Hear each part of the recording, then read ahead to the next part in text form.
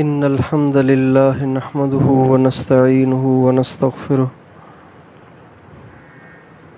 من يهده الله فلا مضل له ومن يضلل فلا هادي له وأشهد أن لا إله إلا الله وحده لا شريك له وأشهد أن سيدنا ونبينا وحبيبنا وشفيعنا وقرة أعيننا محمدا عبده ورسوله صلى الله تبارك وتعالى عليه وعلى آله وأصحابه وأزواجه وذريته وبارك وسلم تسليما كثيرا.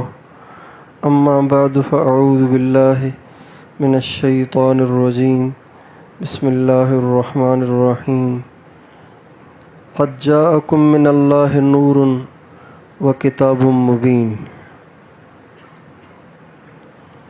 وقال تعالى: لقد جاءكم رسول من أنفسكم عزيز عليه ما عنتم حريص عليكم بالمؤمنين رؤوف رحيم.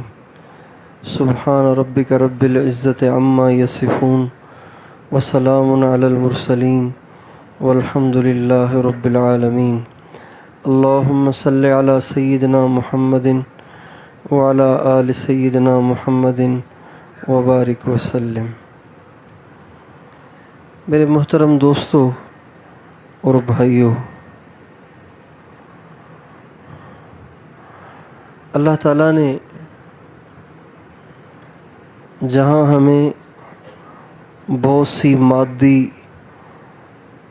اور دنیاوی نعمتیں عطا فرمائی ہیں،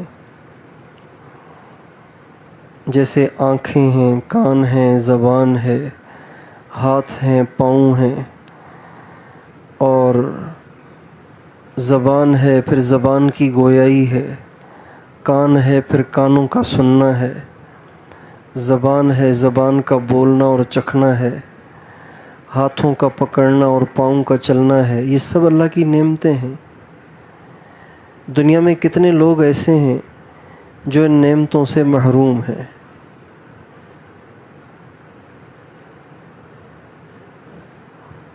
اللہ اکبر.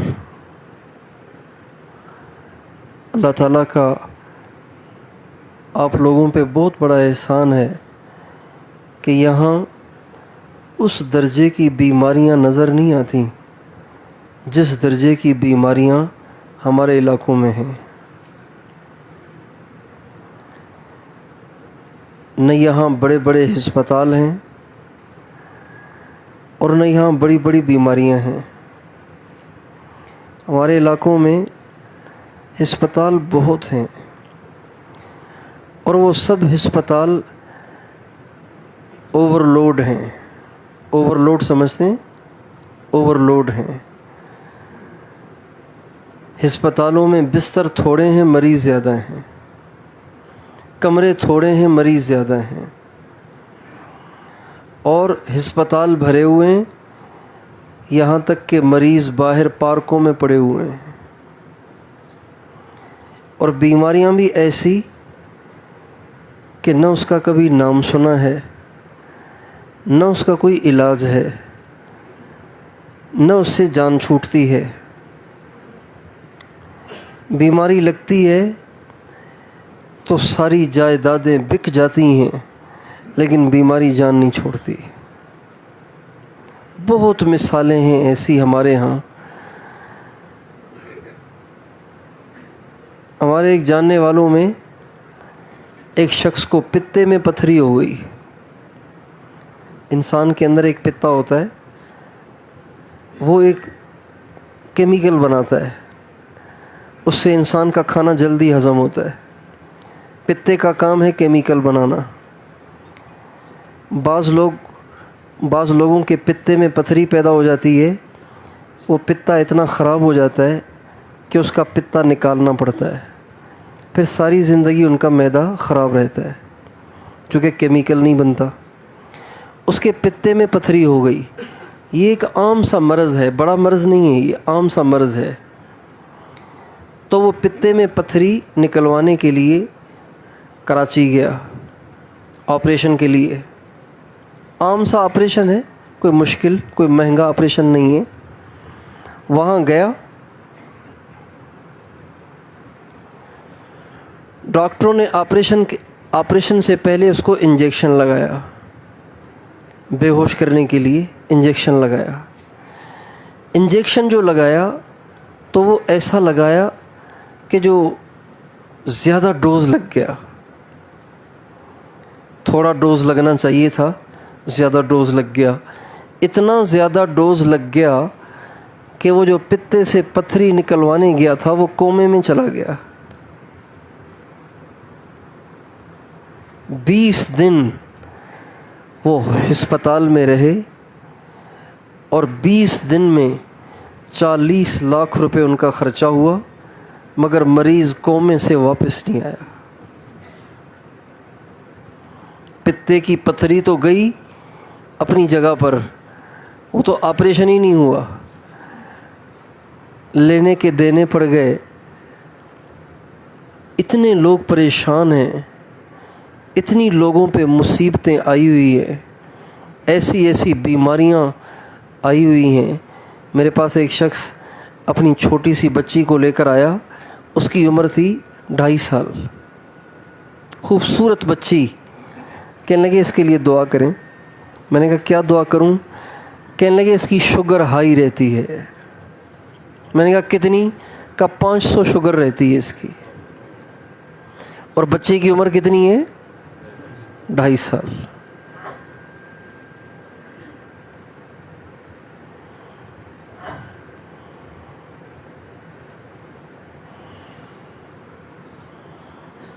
فَبِأَيِّ آلَاءِ رَبِّكَ تَتَمَارَىٰ.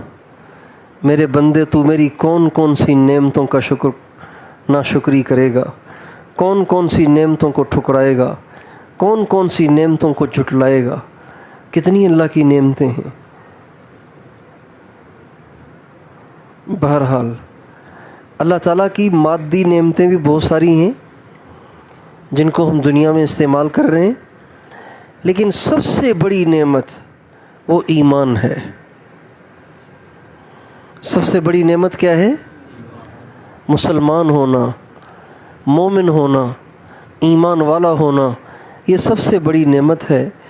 یہ اتنی بڑی نعمت ہے کہ اس نعمت کی قدر یہاں دنیا میں نہیں ہوگی, اس کی قدر مرتے ہی آ جائے گی. دیکھیں ہر چیز کی قدر اس کے ماحول میں ہوتی ہے, ہر چیز کی قدر اس کے ماحول میں ہوتی ہے. اس کے ماحول کے بغیر اس کی قدر نہیں ہوتی. ہم گئے ساؤتھ افریقہ, تو وہاں کے لوگ صرف چاول کھاتے ہیں, چاول کھاتے ہیں یا بریڈ کھاتے ہیں, بریڈ ڈبل روٹی. اب ہم پاکستانی لوگ تو روٹی کے بغیر تو ہمارا پیٹ ہی نہیں بھرتا. چاول کھا بھی لیں, ڈبل روٹی کھا بھی لیں, روٹی کی حاجت ہمیں پھر بھی رہتی ہے. لمبا سفر 7 مہینے کا, اب بھئی روٹی کہاں سے آئے؟ تو اللہ سے جیسے ہم امت کی ہدایت مانگتے تھے, ایسے ہی اللہ سے ہم گندم کی روٹی بھی مانگتے تھے کہ یا اللہ کہیں تو کھلا دے. اتنا عرصہ ہی ہو گیا روٹی کھائے ہوئے, کہیں تو روٹی کھلا دے.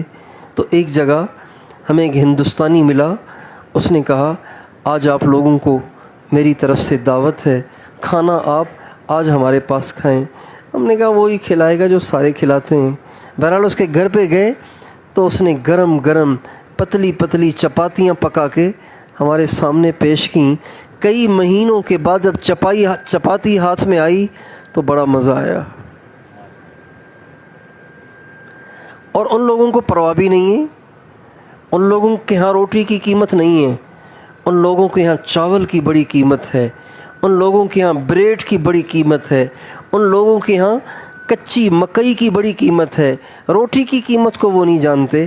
روٹی کی قیمت بر صغیر میں ہے, روٹی کی قیمت پاکستان اور ہندوستان میں ہے, وہاں والے روٹی کی قیمت کو نہیں جانتے. اسی طرح ایمان کی قیمت دنیا میں جانی ہی نہیں جا سکتی. ایمان کی قیمت تو مرنے کے بعد معلوم ہوگی کہ ایمان کیا ہے. دیکھیں آج مسلمان اور کافر سارے اکٹھے زندگی گزار رہے ہیں. ہمارے ہاں جو نالیاں صاف کرنے والے ہیں کرسچن ہیں، عیسائی ہیں، وہ بھی اسی شہر میں رہتے ہیں جہاں ہم رہتے ہیں، وہ بھی وہی بجلی استعمال کر رہے ہیں جو ہم استعمال کر رہے ہیں، وہ بھی اسی طرح زندگی گزار رہے ہیں جس طرح ہم گزار رہے ہیں۔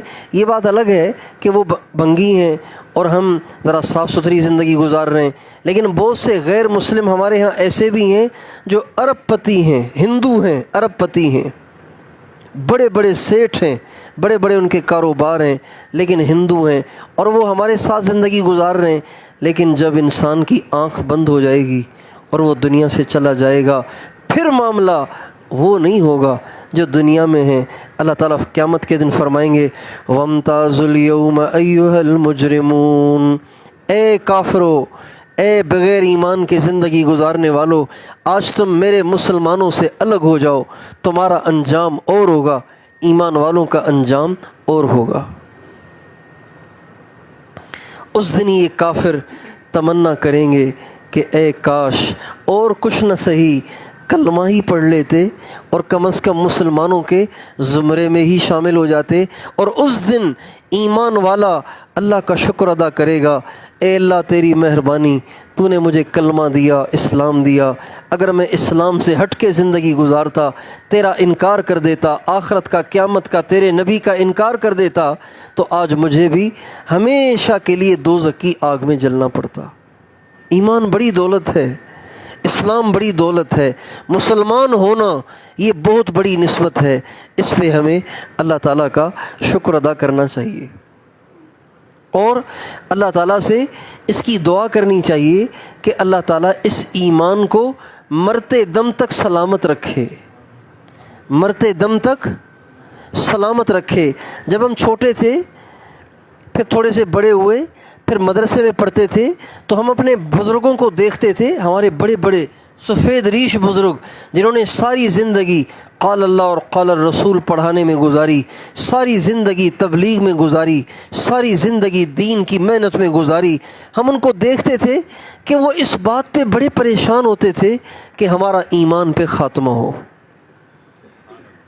ہم وہ سوچتے تھے کہ اتنے بڑے بزرگ ہیں اور اس پہ پریشان ہے کہ میرا خاتمہ ایمان پہ ہو، ساری زندگی نیکیاں کی ہیں، ساری زندگی پرہیزگاری کی زندگی گزاری ہے، اب بھی ان کو یہ خوف لگا ہوا ہے کہ پتہ نہیں ایمان پہ جائیں گے یا بغیر ایمان کے جائیں گے۔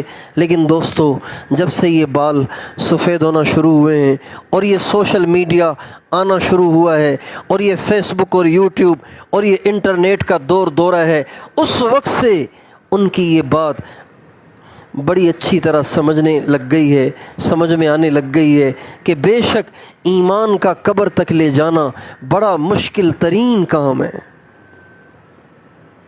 مسلمان ہونا یہ بہت بڑی نعمت، لیکن اس ایمان کو قبر تک لے جانا یہ آسان نہیں ہے،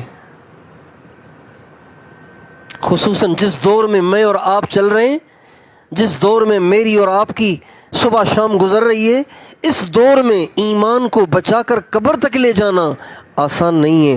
آپ کے ماحول میں ایسے بچے جن کے نام آپ نے محمد رکھے ہوئے ہیں، احمد رکھے ہوئے ہیں، سلمان رکھے ہوئے ہیں، ابو بکر اور عمر رکھے ہوئے ہیں، عثمان اور علی رکھے ہوئے ہیں، سوشل میڈیا نے ان کے ایمان کی ایسی دھجیاں اڑائی ہوئی ہیں، اگر آپ ان کو اندر سے کرے دیں گے تو وہ کفریہ باتیں کرنا شروع کر دیں گے۔ الہاد اور زندقہ کی ایسی آندھی اور ایسی فضا اور ایسی ہوا چل پڑی ہے، ایسی ہوا چل پڑی ہے کہ جدی پشتی مسلمان علماء کی اولادیں آج اللہ سے انکاری ہو رہی ہیں، علماء کی اولادیں اللہ سے انکاری ہو رہی ہیں، اور نبی اکرم صلی اللہ علیہ وسلم کا وہ ارشاد گرامی بالکل پکا ٹھکا ثابت ہو رہا ہے۔ ہمارے نبی نے فرمایا بادروا بالاعمال کقطع اللیل المظلم یصبح الرجل مؤمنا ویمسی کافرا، جلدی جلدی نیکیاں کر لو، ان قریب ایک زمانہ ایسا آئے گا کہ جس میں فتنے اتنے شدید ہوں گے جیسے کالی رات کا اندھیرا، جیسے کالی رات کے اندھیرے میں اچھے برے کی تمیز کرنا مشکل ہوتا ہے، اور غلط صحیح کی تمیز کرنا مشکل ہوتا ہے. پتہ نہیں آگے کھڈا ہے یا آگے سڑک ہے، پتہ نہیں آگے دیوار ہے یا آگے گزرنے کا راستہ ہے. جیسے رات کے اندھیرے میں اس کا پتہ نہیں چلتا، ایسے ہی ایسے فتنوں کی آندھیاں آئیں گی، ایسے فتنوں کے اندھیرے چھا جائیں گے کہ لوگوں کو پتہ ہی نہیں چلے گا کہ کون غلط ہے کون صحیح ہے. پھر آپ نے فرمایا یصبح الرجل مومنا ویمسی کافرا، ایک وقت آئے گا میری امت پہ کہ ایک آدمی صبح کو مسلمان ہوگا اور شام کو کافر ہو جائے گا. ویمسی مومنا ویصبح کافرا، شام کو وہ مسلمان ہوگا، صبح کو وہ کافر ہو جائے گا. یبیع دینہ بعرض من الدنیا قلیل، تھوڑے سے پیسوں میں وہ اپنے ایمان کو بیچ دے گا، تھوڑے سے ساز و سامان کے عوض وہ اپنے ایمان کو بیچ دے گا.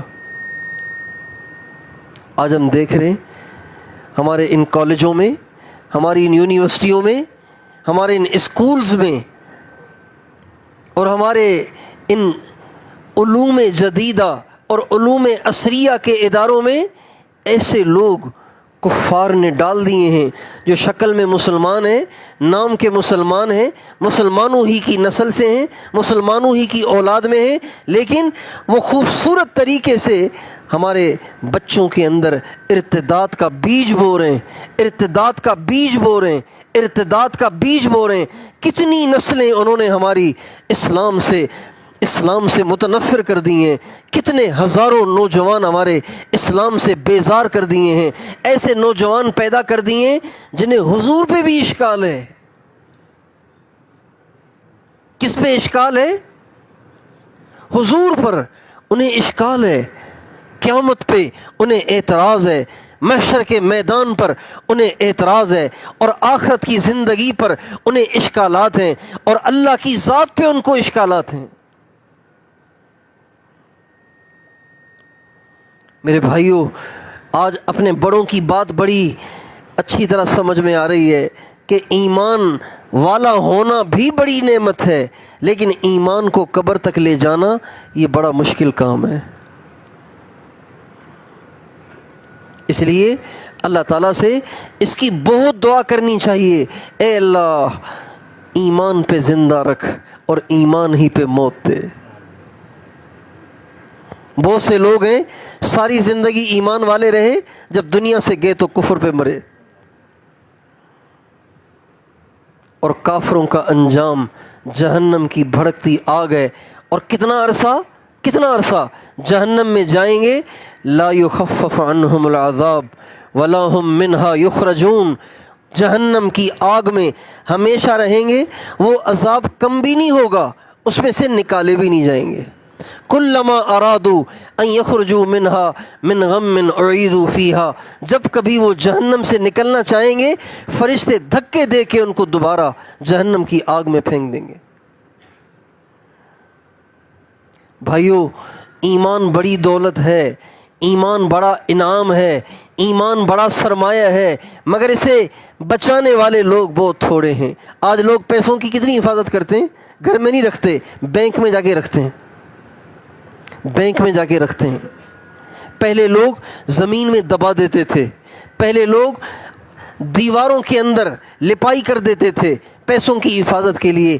آج بینک بن گئے ہیں اور اس میں لوگ پیسے رکھتے ہیں پیسوں کی حفاظت کے لیے. اور بعض تو ایسے بے ایمان ہیں کہ بینکوں میں پیسے رکھتے ہیں پیسوں کو بڑھانے کے لیے.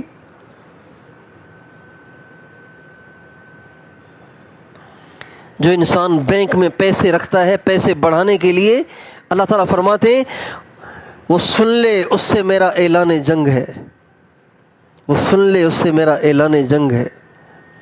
جو بینک میں پیسے رکھتا ہے اس لیے کہ پیسے بڑھتے رہیں، 10 لاکھ روپے رکھ لیے، ہر مہینے اس کو 15,000 روپے ملتے ہیں، 10 لاکھ محفوظ ہیں، مزید 15,000 روپے ہر مہینے مل رہے ہیں. تو بھئی کیا ضرورت ہے پھر کاروبار کرنے کی، کیا ضرورت ہے پھر دھکے کھانے کی, مزدوری کرنے کی اور نوکری کرنے کی. بس پیسے ڈال دو بینک میں, 2-3-4 پلاٹ بیچ کے, اپنے گھر بار کو بیچ کے ڈال دو بینک میں, اور ہر مہینے 15-20 ہزار, 30-35-40 ہزار ملتے رہیں گے. اسی سے گھر کا خرچہ چلتا رہے گا. لیکن اللہ قرآن میں کہہ رہے ہیں اگر تم نے سود پہ کاروبار کیے, اگر تم نے سود پہ پیسے لیے, تو سن لو تم سے میرا اعلان جنگ ہے. جس سے اللہ اعلان جنگ کرے گا تو وہ کبھی سدھر سکتا ہے, اس کے حالات کبھی ٹھیک ہو سکتے ہیں.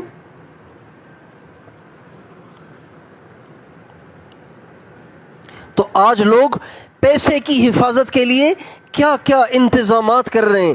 لیکن آج میں اور آپ اپنے آپ سے پوچھیں کہ ایمان جو سب سے زیادہ قیمتی سرمایہ ہے, اور سب سے زیادہ آج اسی کو لوٹنے والے ڈاکو ہر جگہ پھیلے ہوئے ہیں. جو ہی آپ یوٹیوب کو کلک کریں گے کوئی نہ کوئی ایمان کا ڈاکو سامنے آ جائے گا. جو ہی آپ فیس بک کے کسی پیج کو کلک کریں گے فوراً کوئی ایمان کا ڈاکو آ جائے گا.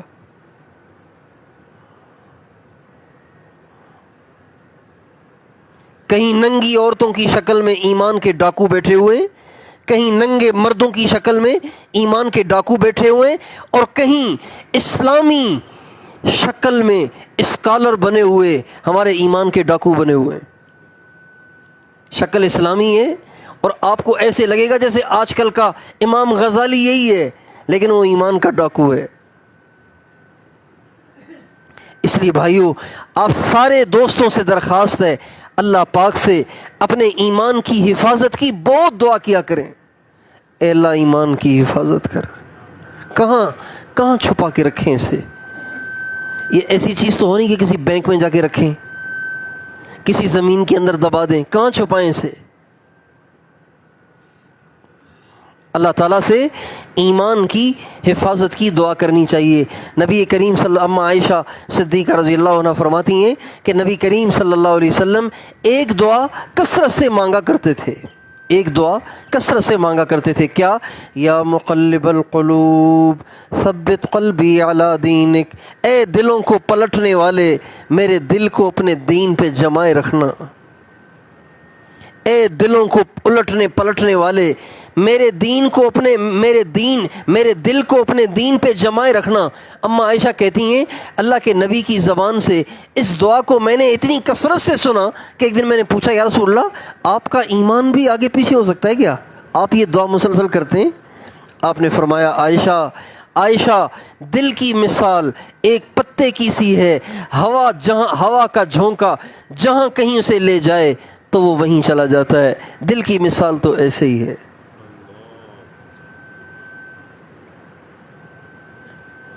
کچھ پتہ نہیں چلتا کہ ابھی ہم کیا ہیں, شام کو کیا ہوں گے, ابھی کیا ہیں, صبح کو کیا ہوں گے, کچھ پتہ نہیں چلتا. اس لیے پہلی گزارش اپنے ایمان کی حفاظت کریں, اور ایمان کی حفاظت کے لیے چند ذرائع ہیں. اگر آپ ان ذرائع کو مضبوط پکڑ لیں تو انشاءاللہ ایمان کی حفاظت ہو جائے گی. جیسے پیسے کو بچانے کے لیے بینک بنائے گئے ہیں اور لوگ اس میں پیسے رکھتے ہیں تاکہ پیسے محفوظ ہو جائیں, اسی طرح ایمان کی حفاظت کے بینک وہ چند چیزیں ہیں. ایک تبلیغ کا کام, یہ ایمان کے بچانے کا ذریعہ ہے. جو تبلیغ کے کام میں لگے ہوئے اگر یہ اسی طرح لگے رہے, ہر حال میں لگے رہے, اللہ کی ذات سے امید ہے کہ ایمان قبر میں ساتھ لے کے جائیں گے.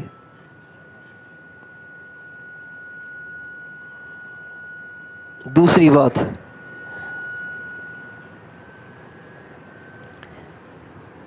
ضمن میں بات آ رہی ہے, جو تبلیغ کے کام میں لگے ہوئے وہ اپنے سے روزے میں سستی نہ کریں, اپنے چلے میں سستی نہ کریں, روزانہ کے جوڑ میں سستی نہ کریں, گھر کی تعلیم میں سستی نہ کریں, گھر کے اعمال میں سستی نہ کریں, اپنے ذاتی معمولات میں سستی نہ کریں.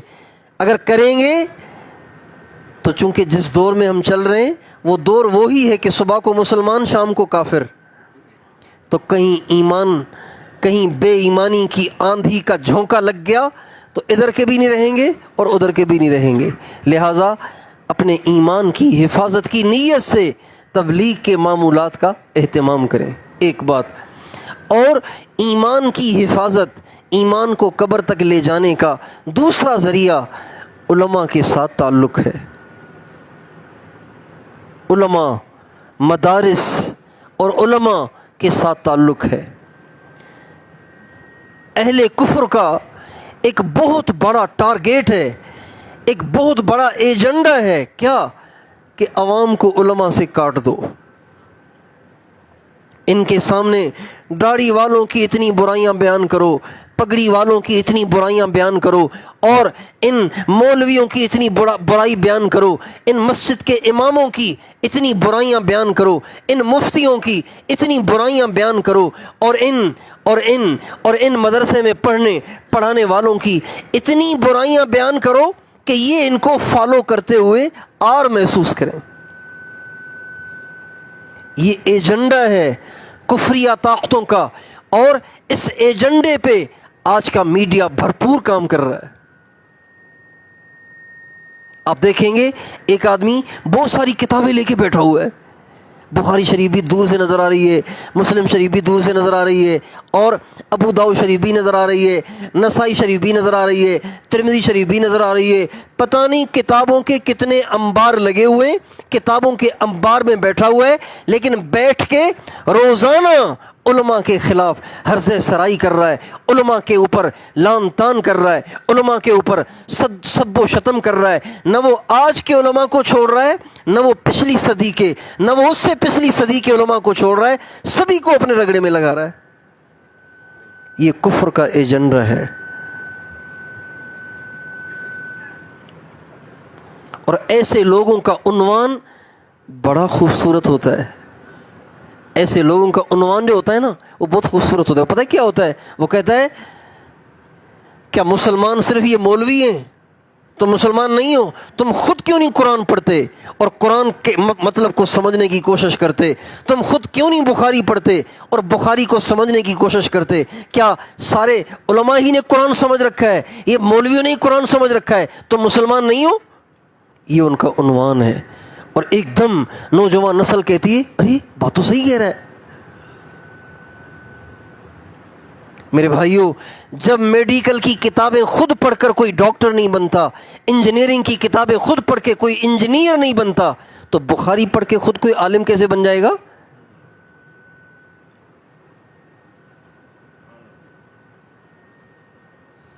آپ کے ہاں اگر حکیموں کے نسخے پڑھ کے کوئی یہاں کلینک کھول کے بیٹھ جائے، بتائیے اس پہ چالان ہو جائے گا کہ نہیں ہو جائے گا؟ آپ سے پوچھتا ہوں بھائی، چالان ہو جائے گا کہ نہیں ہو جائے گا؟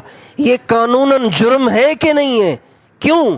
اس لیے کہ نسخے تو بے شک اس کو آتے ہیں، اور دوائیاں، چونکہ اس نے 20 سال میڈیکل اسٹور چلایا ہے، اس کو پتہ ہے کہ پیناڈول کا کام کیا ہے، اس کو پتہ ہے کہ اس کا کام کیا ہے اور اس کا کام کیا ہے، کون سے کیپسول اور کون سی ٹیبلٹ اور کون سی سیرپ کا کیا کام ہے.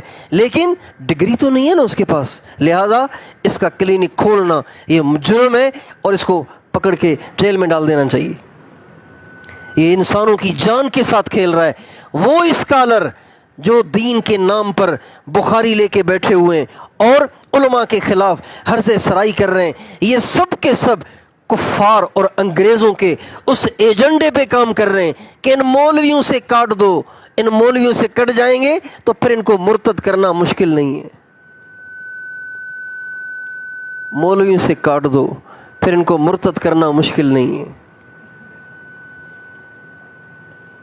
ہمارے بر صغیر میں جب انگریز نے آ کے قبضہ کیا نا، انگریز نے آ کے مغلوں سے حکومت کو چھینا.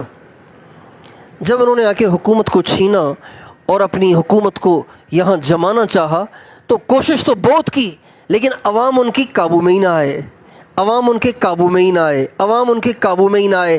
تو ان کی ایک جو تھنک ٹینک ہے، جو دماغی لوگ ہیں، وہ آپس میں بیٹھ گئے کیا کرنا چاہیے، یہ عوام ہمارے قابو میں کیوں نہیں آ رہی ہیں؟ تو بالکل ان پڑھ، نہ یہ سائنسدان ہیں، نہ یہ بہت بڑے کوئی طبیب ہیں، نہ یہ کوئی بہت بڑے دانشور ہیں، لیکن یہ سیدھے سادھے ہمارے قابو میں نہیں آ رہے. اس کی وجہ کیا ہے؟ اس کی وجہ کیا ہے؟ تو وہ کہنے لگے تم ان کو مولویوں سے کاٹ دو، یہ تمہارے غلام بن جائیں گے۔ چنانچہ انہوں نے علماء کے خلاف اسکیمیں چلائیں، علماء کے خلاف ایجنڈے چلائے، اور وہ ایجنڈے اب تک ان کے چل رہے ہیں، اور وہ داڑھی ٹوپی اور پگڑی والوں کے خلاف مستقل ایسی محنت اور کوشش کر رہے ہیں کہ عوام علماء سے کٹ جائے۔ آپ سے یہ درخواست ہے کہ بھائیو، کبھی علماء کے خلاف زبان نہ کھولنا، کبھی علماء کے خلاف زبان نہ کھولنا کہ یہ مولوی ایسے ہیں، یہ مولانا صاحب ایسے ہیں، اور یہ مدرسوں میں پڑھنے والے ایسے ہیں، اور یہ مدرسوں والے ایسے ہیں۔ کبھی زبان نہ کھولنا۔ امام ربانی مولانا رشید احمد گنگوہی رحمۃ اللہ علیہ فرمایا کرتے تھے، جو علماء کے بارے میں زبان کھولتا ہے، جو علماء کے بارے میں زبان کھولتا ہے، جب وہ مرتا ہے اس کی قبر کھول کے دیکھو، اس کا چہرہ قبلے سے پھرا ہوا نہ پاؤ تو مجھے کہنا۔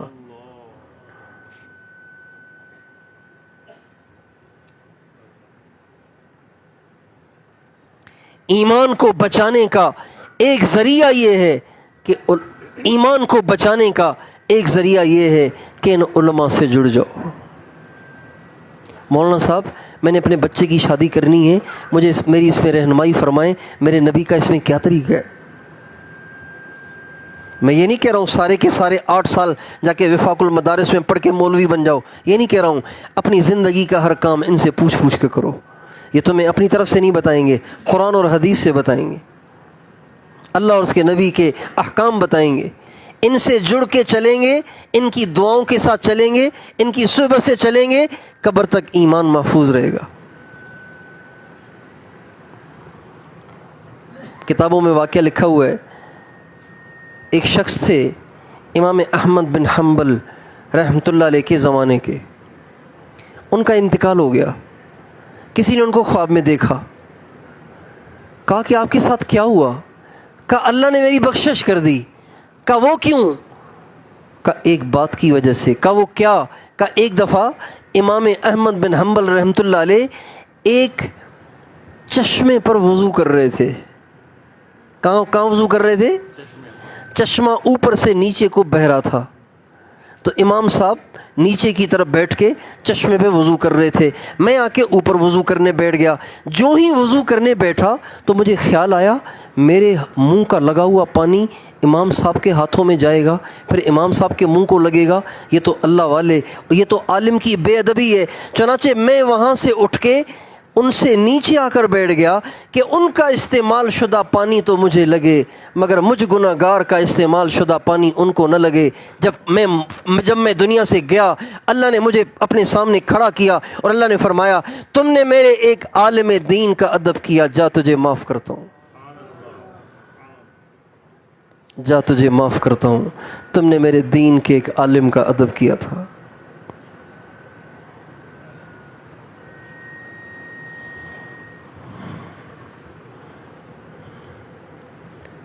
بھائیو، کبھی بھی علماء کے بارے میں زبان نہ کھولنا، کبھی بھی علماء کے بارے میں زبان نہ کھولنا۔ اور خاص طور پر آج کل جو سیاسی ایک گہما گہمی چل رہی ہے، ایک چپ کلش چل رہی ہے، ایک عجیب و غریب قسم کی سچویشن چل رہی ہے، کبھی علماء کے بارے میں زبان نہ کھولنا۔ میں نام بھی لے لیتا ہوں آپ کے سامنے تاکہ آپ کے سامنے بات واضح رہے۔ کوئی مولانا طارق جمیل صاحب کے خلاف زبان اپنی پھیلائے ہوئے ہے، اور کوئی حضرت مولانا فضل الرحمان صاحب کے خلاف اپنی زبان پھیلائے ہوئے۔ میں آپ سب کے سامنے، دیکھیں مجھے آپ سے کوئی لالچ نہیں ہے، میں آپ کے کرائے پہ یہاں نہیں آیا ہوں، اپنے کرائے پہ آیا ہوں،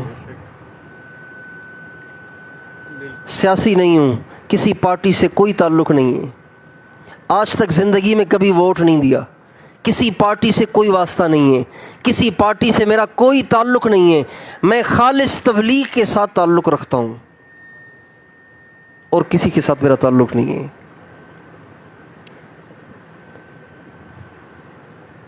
مولانا فضل الرحمان صاحب کو ایک دفعہ ہوائی جہاز میں دیکھا تھا، عمرے کے لیے جا رہا تھا، تو ایک دفعہ ان کو ہوائی جہاز میں اپنے سے اگلی سیٹ پہ بیٹھا دیکھا تھا، اس سے زیادہ میری ان سے کوئی ملاقات نہیں۔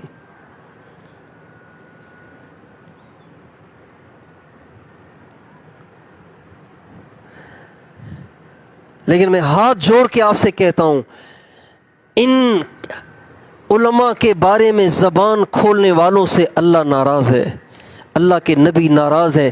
اس پہ کوئی مجھ سے قسم لینا چاہے، میں کروڑ دفعہ قسم کھانے کو تیار ہوں، اللہ ان سب سے ناراض ہے جو ان کے بارے میں زبان کھولتے ہیں۔ علماء کے بارے میں زبان نہ کھولیں، مرضی ہے آپ کی، جس کو چاہو ووٹ دو، زبان نہ کھولو۔ لیکن یہ ضرور سوچو کہ جس کو آپ ووٹ دے رہے ہیں، ووٹ دینے کے بعد وہ جو کچھ بھی کرے گا اس کا پورا پورا حصہ آپ کو بھی ملے گا۔ اگر وہ اوپر آ کر برائیاں کرے گا اس میں بھی آپ پورے حصے دار ہوں گے، اگر وہ آ کے کوئی نیکیاں کرے گا اس میں بھی آپ پورے حصے دار ہوں گے۔ لیکن اتنی درخواست ضرور قبول کر لیں، اتنی درخواست ضرور قبول فرما لیں کہ علماء کے بارے میں کبھی زبان نہ کھولیں، ورنہ ایمان کے لالے پڑ جائیں گے، موت کے وقت کلمہ پڑھنا بھی چاہیں گے تو بھول جائے گا۔ اس لیے کہ نبیوں کے وارث پروفیسر نہیں ہیں، نبیوں کے وارث یہ سیاستدان نہیں ہیں، نبیوں کے وارث یہ ڈاکٹر اور انجینئر نہیں ہیں، نبیوں کے وارث تو صرف علماء ہیں۔ اللہ کے نبی کا یہ فتویٰ ہے۔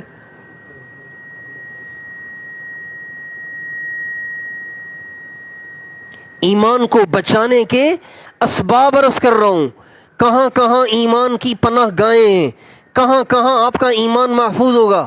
اگر قبر میں لے جانا چاہتے ہیں، تبلیغ کے کام سے جڑ جائیں یا علماء کے ساتھ تعلق رکھیں، علماء کے ساتھ چپک جائیں، اپنی زندگی کا ہر کام کا مشورہ علماء سے کریں۔ اور تیسرا ذریعہ ایمان کو بچانے کا وہ اہل اللہ کی صحبت ہے، اہل اللہ کی صحبت، جن کے چہروں پہ ایمان کا نور ہے، جن کی زندگیاں سنت میں ڈھلی ہوئی ہیں، جن کے دل میں اللہ اور اس کے نبی سے سچی محبت ہے، جو ٹوٹ کے اللہ اور اس کے نبی سے محبت کرتے ہیں، ان کی صحبت میں رہو، ان کے آس پاس رہو۔ ان پر جو رحمت اترے گی اس کے چند چھینٹے آپ پہ بھی پڑ گئے تو آپ کا بھی کام بن جائے گا۔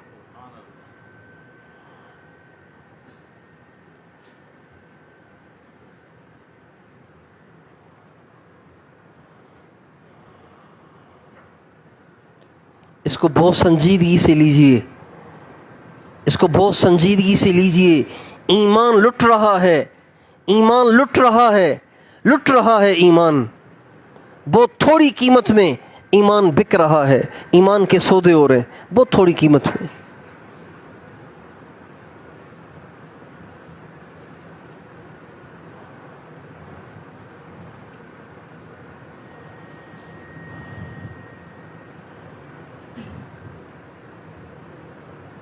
ایک درخواست تو یہ ہے کہ ایمان کو قبر تک لے جانے کی فکر کریں، اس کی دعا بھی کریں، اس کی فکر بھی کریں۔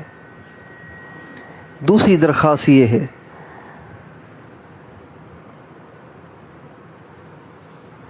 کہ مرنا ہم سب نے ہے، مرنا ہم سب نے ہے، اللہ کے سامنے ہم سب کی پیشی ہے، اللہ کے سامنے ہم سب کا حساب کتاب ہوگا۔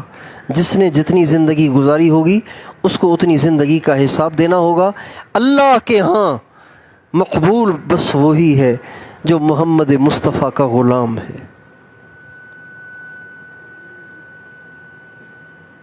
اس کے علاوہ اللہ کے ہاں نہ کوئی شخصیت چلتی ہے، نہ اللہ کے ہاں کوئی اور طریقہ چلتا ہے۔ اللہ کے ہاں اگر مقبولیت ہے اور اللہ کے ہاں جس کا طریقہ چلے گا وہ حضرت محمد مصطفیٰ احمد مجتبیٰ صلی اللہ علیہ وسلم کی ذات اقدس ہے۔ آج بڑے دکھ سے کہنا پڑتا ہے کہ ہماری نوجوان نسل حضور کو آئیڈیل نہیں بنا رہی، حضور کے طریقے پہ نہیں چل رہی، وہ اپنی سیرت میں، اپنی صورت میں، اپنے کردار میں، اپنے اطوار میں، اپنی عادات میں، اپنی زندگی میں، اپنی بود و باش میں نبی کریم صلی اللہ علیہ وسلم کو نمونہ نہیں بنا رہی۔ پتہ نہیں کس کے پیچھے چل رہے ہیں۔ ہمارے نائیوں نے 50 قسم کی کافروں کی تصویریں لگائی ہوئی ہیں۔ ہمارا نوجوان جب بھی جاتا ہے کہتا ہے ان میں سے چوائس کرو کون سے بال چاہیے تمہیں، ان میں سے چوائس کرو۔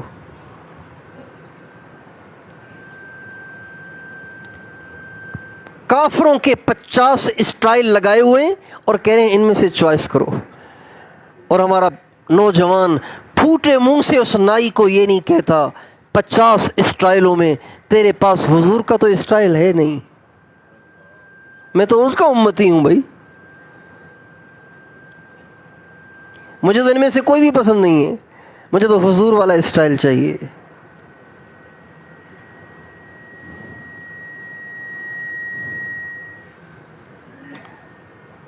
حضور سے محبت کرو، حضور سے پیار کرو، حضور کو بہت چاہو. آج ہم حضور کو نہیں چاہ رہے، اور ہمارے حضور کو نہ چاہنے کی وجہ سے آج کافر کو یہ جرت ہوتی ہے کہ وہ ہمارے نبی کی شان کے بارے میں اپنی گندی زبان چلاتا ہے، اپنی گندی زبان کھولتا ہے.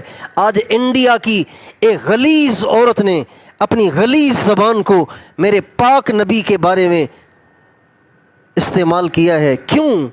اس لیے کہ ہم خود اپنے نبی سے پیار نہیں کر رہے. دیکھیں، جس گھر میں باپ کی عزت نہ ہوتی ہو، جس گھر میں باپ کی عزت نہ ہوتی ہو، تو باہر والوں کو اس باپ کو ستانے کا موقع ملے گا کہ نہیں ملے گا؟ ہاں بھائی، باہر کے لوگ اس باپ کو ستائیں گے کہ نہیں ستائیں گے؟ جب اس کے بچے اس کی عزت نہیں کر رہے تو لگاؤ پھر اس کو. آج ہماری نوجوان نسل نے اپنی زندگی سرے سے تبدیل کر لی ہے.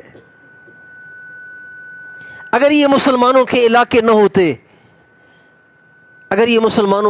نہ ہوتے یا یہاں کافروں اور مسلمانوں کی آبادیاں مکس ہوتیں تو پتہ ہی نہ چلتا کہ کون مسلمان ہے کون کافر ہے.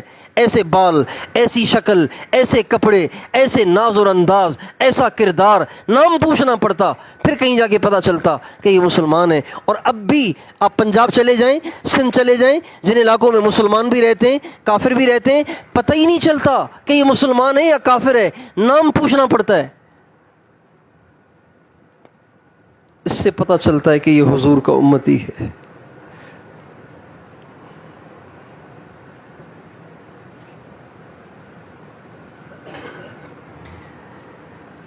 جبکہ آپ تو پختون ہیں یار، آپ تو ایسے آباء و اجداد کی اولادیں ہیں جنہوں نے اپنی پگڑی کے بچانے کے لیے بڑی قربانیاں دیں، اپنی ٹوپی کے بچانے کے لیے بڑی قربانیاں دیں، اپنی ماں بیٹی کے برقعے کو بچانے کے لیے بڑی قربانیاں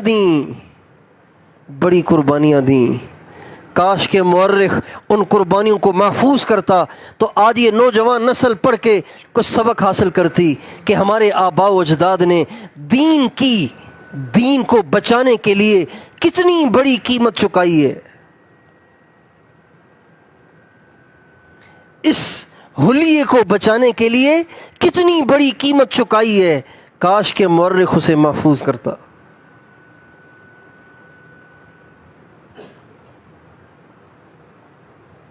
جتنے آپ نوجوان بیٹھے ہوئے ہیں ان سے دست بستہ درخواست ہے، سر سے لے کے پاؤں تک حضور کے علاوہ کسی اور طریقے کی طرف دیکھو ہی نہیں.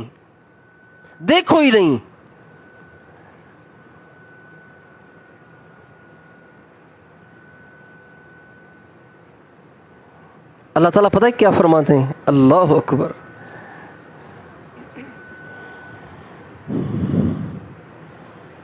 قرآن کی آیت ہے، آپ نے سینکڑوں دفعہ پڑھی ہوگی، سنی بھی ہوگی، لیکن قرآن پاک کی اس آیت میں اللہ تعالیٰ کا جو لہجہ ہے نا، وہ لہجہ بتا رہا ہے کہ حضور کی قدر نہیں ہے.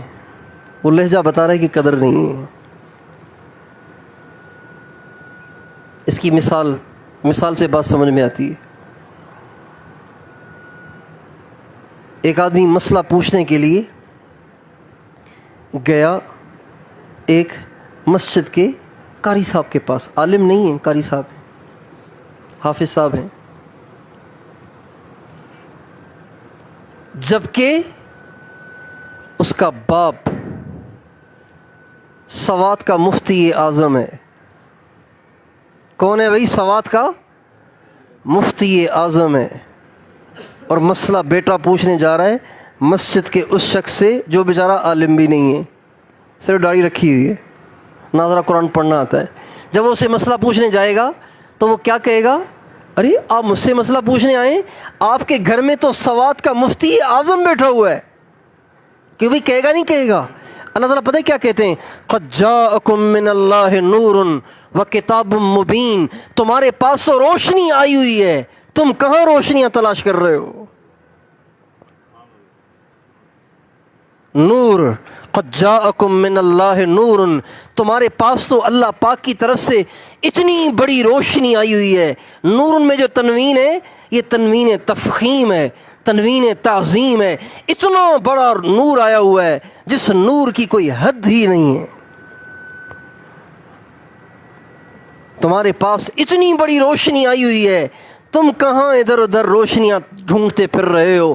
کتنے تم نا قدرے اور کتنے تم نا سمجھ اور کتنے تم نا قدرے ہو کہ تمہارے گھر میں سورج بیٹھا ہوا ہے اور تم باہر سے شمع جلانے کے لیے نکلے ہو۔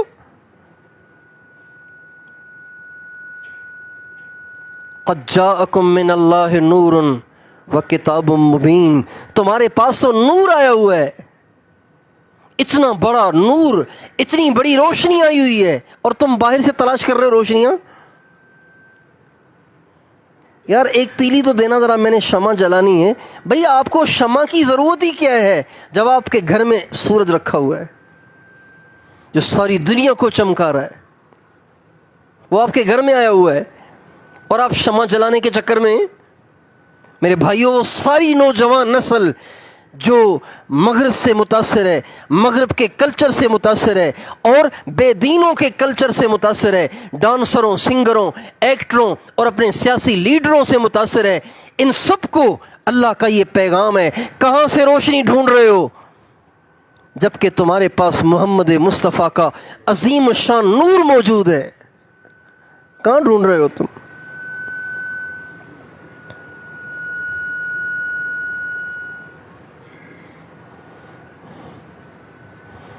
حضور کی قدر کریں، حضور کی قدر کرو یار۔ اور حضور کی قدردانی یہ ہے کہ سر سے لے کے پاؤں تک اپنی زندگی حضور کے طریقے میں ڈال دو۔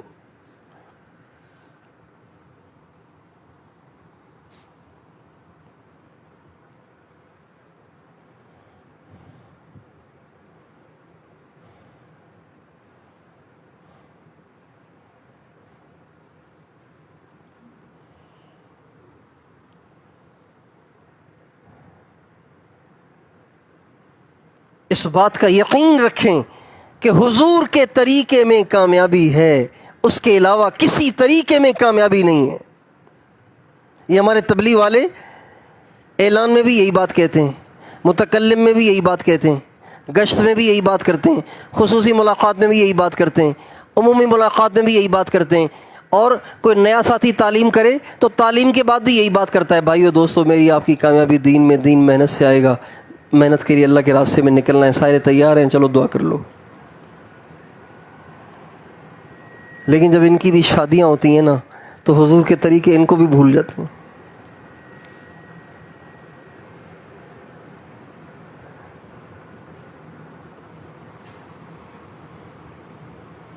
جب ان کے پاس بھی 4 پیسے آ جاتے ہیں تو یہ بھول جاتے ہیں کہ اب میں نے ان پیسوں کو کہاں لگانا ہے۔ ہمارے نبی کا ارشاد ہے، بدترین پیسہ وہ ہے، اللہ کے ہاں مردود ترین پیسہ وہ ہے جو تعمیرات میں خرچ ہوتا ہے۔ پتہ نہیں آپ نے حدیث سن لی؟ دوبارہ دہراتا ہوں، ہمارے نبی نے فرمایا بدترین پیسہ، اللہ کے ہاں مردود ترین پیسہ وہ ہے جو تعمیرات میں خرچ ہوتا ہے۔ تعمیر میں پیسہ خرچ ہونے والا پیسہ مردود پیسہ ہے، اللہ کی نظروں میں بدترین پیسہ ہے۔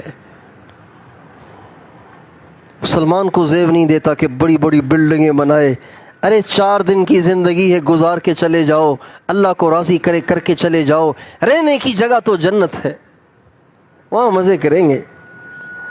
اگر بلڈنگ بنانا کوئی کارنامہ ہوتا تو میرے آقا کی بلڈنگ مدینے میں سب سے بلند و بالا اور سب سے زیادہ خوبصورت ہوتی۔ اللہ نے آپ کے یہاں کوئی کمی تھوڑی تھی، آپ دعا کرتے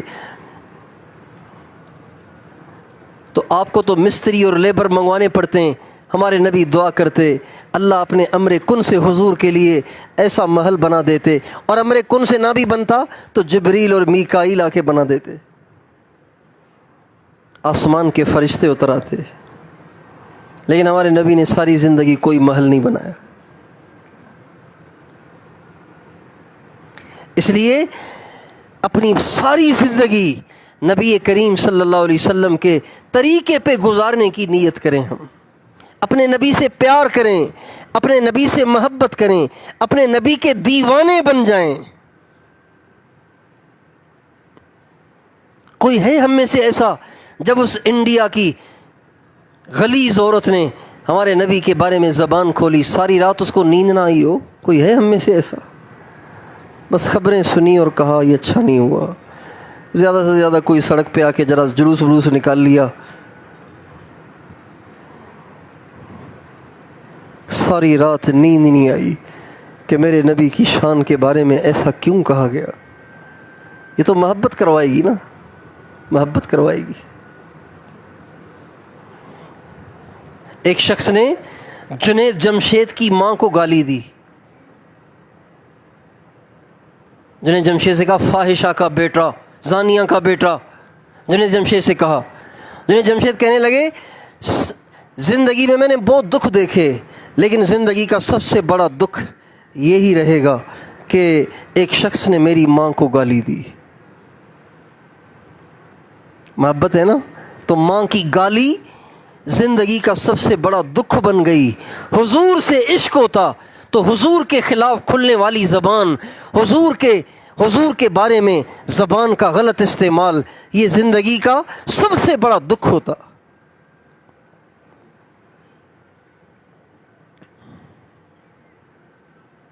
کھا رہے ہیں، پی رہے ہیں، مزے کر رہے ہیں، پرواہ بھی نہیں ہے۔ اس لیے بھائیو حضور سے محبت کرو، حضور کی محبت قیامت کے دن کام آئے گی، حضور کی محبت قیامت کے دن کام آئے گی۔ ہمارے نبی نے فرمایا المرء مع من احب، کل قیامت کے دن جو جس سے محبت کرتا ہوگا قیامت کے دن اسی کے ساتھ ہوگا۔ جو قیامت کے دن حضور کے ساتھ ہونا چاہتا ہے وہ حضور سے محبت کرے، زبانی نہیں، اس کو محبت نہیں کہتے، اس کو فنکاری کہتے ہیں۔ جو محبت صرف زبان سے ہو دل سے نہ ہو وہ فنکاری ہے، محبت تو وہ ہے جو دل کی گہرائیوں سے ہو۔ اللہ تعالیٰ مجھے اور آپ کو اپنے نبی کی سچی محبت دے اور ایمان کی سلامتی عطا فرمائے۔ اس کی دعا بھی مانگیں، اس کی محنت اور کوشش بھی کریں۔ تیار ہیں انشاءاللہ؟ یہ سارے نوجوان آج طے کر لو نا، سر سے لے کے پاؤں تک اپنے نبی کے طریقے میں ڈھل جاؤ۔ تیار ہیں؟ اگر آپ ناراض نہ ہوں تو ذرا کھل کے کہوں، اگر آپ ناراض نہ ہوں تو ذرا کھل کے کہوں، ہیں کھل کے کہوں تھوڑا سا وضاحت سے، شاید کوئی بھولا بھالا سیدھا سادہ سمجھ نہ رہا ہو، اس کو بات سمجھ نہ آ رہی ہو، تو کھل کے کہہ دیتا ہوں اپنے چہروں پہ داڑھیاں رکھو، اسے آر نہ سمجھو۔ تمہارے نبی کے چہرے پہ داڑھی تھی، تمہارے نبی داڑھی منڈے نہیں تھے، تمہارے نبی کے چہرے پہ چھوٹی داڑھی بھی نہیں تھی، پوری داڑھی تھی۔ تمہارے نبی نے کبھی اپنا سر ننگا نہیں کیا، تو آپ بھی نہ کرو۔ تمہارے نبی کے ٹخنے ہمیشہ ننگے رہتے تھے، آپ کا تہبند اوپر رہتا تھا، آپ بھی اپنے پانچے ٹخنوں سے اوپر رکھا کرو۔ آپ کے نبی نے کبھی جھوٹ نہیں بولا، آپ بھی نہ بولو۔ آپ کے نبی نے کبھی گانا نہیں سنا، آپ بھی نہ سنو۔ آپ کے نبی نے کبھی کسی غیر محرم عورت پہ نظر نہیں ڈالی، آپ بھی نہ ڈالو۔ آپ کے نبی نے کسی کا دل نہیں دکھایا، آپ بھی نہ دکھاؤ۔ آپ کے نبی نے کبھی اپنے بڑوں کی بے ادبی نہیں کی، آپ بھی اپنے ماں باپ کے سامنے ہمیشہ با ادب رہو، اپنے بڑوں کے سامنے با ادب رہو۔ آپ کے نبی نے کسی کا حق نہیں کھایا، آپ بھی نہ کھاؤ۔ آپ کے نبی باوجود نبیوں کے نبی ہونے کے، نبیوں کے امام ہونے کے، آپ نے ایک دفعہ میدان جنگ میں صفوں کو سیدھا کرتے ہوئے ہاتھ میں ایک تیر تھا، تو تیر کا پچھلا حصہ جو لکڑی ہوتی ہے نا، اس کے ذریعے سے حضرت سواد، ایک صحابی حضرت سواد، ان کو یوں ذرا ان کے سینے پہ رکھ کے کہا تھوڑا سا پیچھے ہو جاؤ، تھوڑا سا پیچھے ہو جاؤ تاکہ سب سیدھی ہو جائے۔ تو سواد کہنے لگے یا رسول اللہ اوجعتنی، آپ نے مجھے تکلیف دی ہے، آپ نے مجھے تکلیف دی ہے۔ عجیب بات، سارے دیکھ رہے ہیں کیا کہہ رہا ہے، حضور سے کہہ رہا ہے، اور ہاں پھر کب بدلہ چاہیے، اور ہمیں لے لو بدلہ۔ آپ نے یہ نہیں کہا بدتمیز بے ادب تجھے نبی سے بات کرنے کی کیا نبی کا حق نہیں ہوتا، یہ نہیں کہا، فرمایا لے لو بدلہ، دنیا میں لے لو قیامت میں نہیں دے سکوں گا، دنیا میں لے لو قیامت میں نہیں دے سکوں گا۔ لمحہ فکریہ ہے ان لوگوں کے لیے جنہوں نے اوروں کی زمینوں پہ قبضے کر رکھیں، اوروں سے پیسے لے کے کھا رکھیں اور اوروں کے حقوق کو دبا رکھا ہے۔ لمحہ فکریہ ہے ان کے لیے کہ نبیوں کا امام بدلہ دینے کے لیے تیار ہے اور فرما رہے ہیں آخرت میں نہیں دے سکوں گا، یہیں لے لو۔ تو حضرت سواد کہنے لگے آپ نے جو مجھے لکڑی رکھی تھی نا، تو وہ کپڑے پہ تھوڑی رکھی تھی، وہ تو میرے پیٹ پہ رکھی تھی، آپ اپنے پیٹ سے کپڑا ہٹائیں تاکہ میں صحیح بدلہ لوں۔ آپ نے پیٹ سے کپڑا ہٹایا تو حضرت سواد حضور کے سینے سے چمٹ گئے، آپ کے پیٹ سے چمٹ گئے اور چومنے لگے۔ آپ نے کہا سواد تم نے یہ کیا کیا؟ کہا یا رسول اللہ مجھے لگتا ہے کہ میں اس جنگ میں شہید ہو جاؤں گا، تو میرا دل چاہا کہ دنیا سے جانے سے پہلے سب سے آخری میرا جسم چھوئے تو آپ کے جسم اطہر کو چھوئے، تاکہ جہنم کی آگ میرے جسم پہ حرام ہو جائے۔ جس کے جسم کو محمد مصطفیٰ کے جسم اطہر نے چھوا وہ جہنم میں نہیں جائے گا۔ میں تو یہ چاہتا تھا۔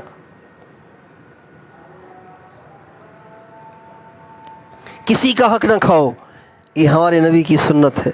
کسی کا دل نہ دکھاؤ، یہ ہمارے نبی کی سنت ہے۔ اور اگر کوئی آپ کو برا بھلا کہے اسے برداشت کرو، یہ آپ کے نبی کی سنت ہے۔ گالیاں دینے والوں کو معاف کرو، درگزر کرو۔ آپ کے ہاں تھوڑی چیزوں پہ کتنے بڑے جھگڑے کھڑے ہو جاتے ہیں، خاندانوں میں جھگڑے چلتے چلے جاتے ہیں۔ ان جھگڑوں کو ختم کرو، یہ ہمارے نبی کی سنت ہے کہ جھگڑا نہیں ہونا چاہیے، آپس میں توڑ نہیں ہونا چاہیے۔ برداشت کرو، درگزر کرو۔ اگر کسی نے آپ کو گالی دے دی تو آپ چھوٹے نہیں ہو گئے، آپ برداشت کریں گے، آپ اللہ کے ہاں بڑے ہو جائیں گے۔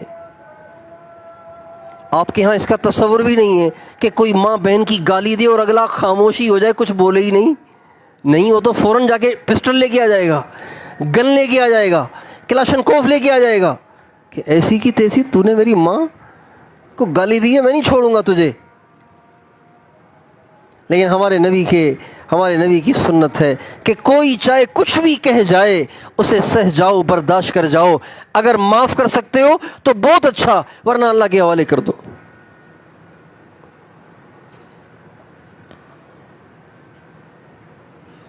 یہ سب ہمارے نبی کی سنتیں ہیں۔ ان سنتوں کو اپنائیں گے تو ہماری دنیا بھی اللہ جنت بنائے گا اور عزت عطا فرمائے گا۔ تیار ہیں انشاءاللہ؟ اللہ تعالیٰ مجھے اور آپ کو توفیق عطا